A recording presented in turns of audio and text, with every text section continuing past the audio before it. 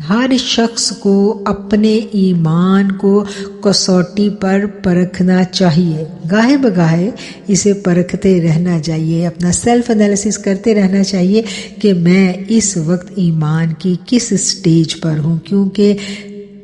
دل کے اندر نفاق کی بیماری یوں خاموشی کے ساتھ داخل ہونے لگتی ہے کہ انسان کو پتہ بھی نہیں چلتا، اور سورہ توبہ ہمارے دلوں کو پاک کر دیتی ہے نفاق کی بیماری سے۔ یہ ہے جی سورہ توبہ کی تاثیر۔ جو سورہ توبہ کو سمجھ کر پڑھتا ہے، پھر اس کا دل جب پوری طرح نفاق کو سمجھ لیتا ہے اور وہ اس سے اپنے آپ کو بچانے کے لیے کوشاں ہوتا ہے، تو دل ڈر سا جاتا ہے، دل میں ایک خوف کی لہر آتی ہے کہ ہم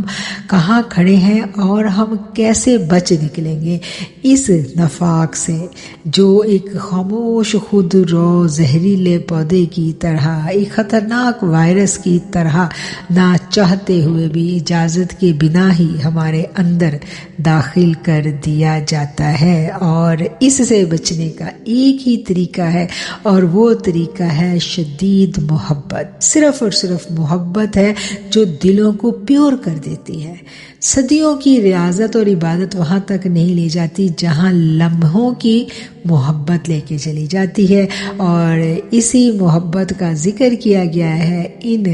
آیات میں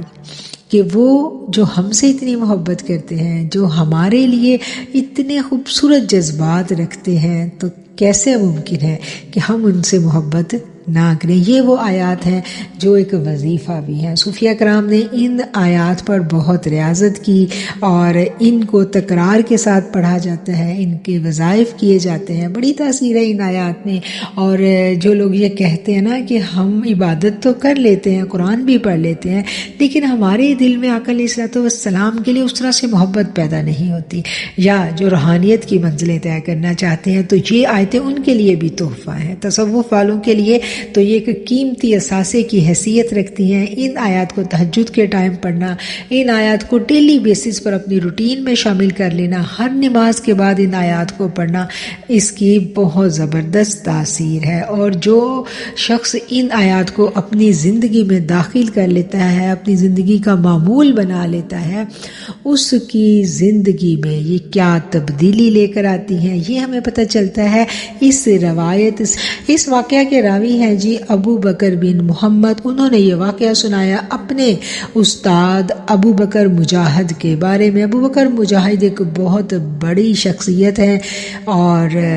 ان کے شاگرد یہ واقعہ سنا رہے ہیں کہ ہم اپنے استاد محترم کی صحبت میں بیٹھے تھے، ایک شخص جو ہے وہ تشریف لے کے آیا مجلس میں، اور ہمارے استاد ایک دم اٹھ کے کھڑے ہو گئے، اس کی بڑی تکریم کی، آگے بڑھ کر اس کو بوسہ دیا اور اس کو اپنے پاس لا کے بٹھایا، بڑی تعظیم کر رہے ہیں اس کی جتنی دیر وہ بیٹھا۔ اور جب وہ جانے لگا تو آپ خود اٹھ کر اس کو دروازے تک چھوڑنے گئے، اور باادب رہے اس کے آگے۔ جب وہ شخص چلا گیا تو ان کے جو اسٹوڈنٹس تھے انہوں نے کہا کہ ہمارے استاد محترم کا تو خود اتنا بڑا درجہ ہے، اتنا بڑا نام ہے، لوگ ان کی اتنی تکریم کرتے ہیں، لوگ ان کے بوسے لیتے ہیں، تو جن کا یہ بوسہ لے رہے ہیں، ہمارے محفل میں آئے ہیں، تو ہمارے استاد محترم نے ان کی اتنی تکریم کی، تو کیا وجہ ہے؟ انہوں نے اپنے استاد سے جب پوچھا تو انہوں نے کہا، تو آپ اپنے اسٹوڈنٹس کو بتاتے ہیں کہ یہ وہ خوش بخت آدمی ہے کہ جس کے بارے میں نے خواب میں دیکھا تھا کہ آقا علیہ الصلوۃ والسلام کی محفل سجی ہوئی ہے، اور وہاں یہ شخص آیا ہے۔ آقا علیہ الصلوۃ والسلام نے بہت خوش ہو کر اس شخص کا استقبال کیا اور اس کے ماتھے پر بوسہ دیا۔ بوسہ کس نے دیا؟ نبی مکرم حضرت محمد مصطفیٰ صلی اللہ علیہ وآلہ وسلم نے بوسہ دیا اپنے امتی کو محبت سے اپنے پاس بٹھایا، اس کا بوسہ لیا،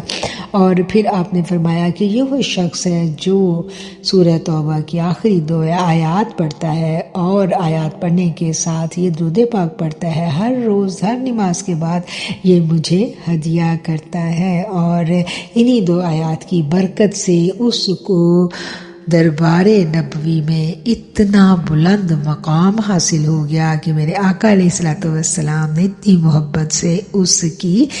میزبانی کی۔ تو اس سے ہمیں پتہ چل رہا ہے کہ ان آیات کو پڑھنے والے کو اللہ تعالیٰ کیسے سرفراز کر دیتا ہے۔ جو رسول اللہ صلی اللہ علیہ وسلم کی محبت میں ان آیات کو پڑھتا ہے، قرآن کریم کی ہر آیت کی تاثیر ہے، قرآن کریم کے ہر لفظ کی تاثیر ہے،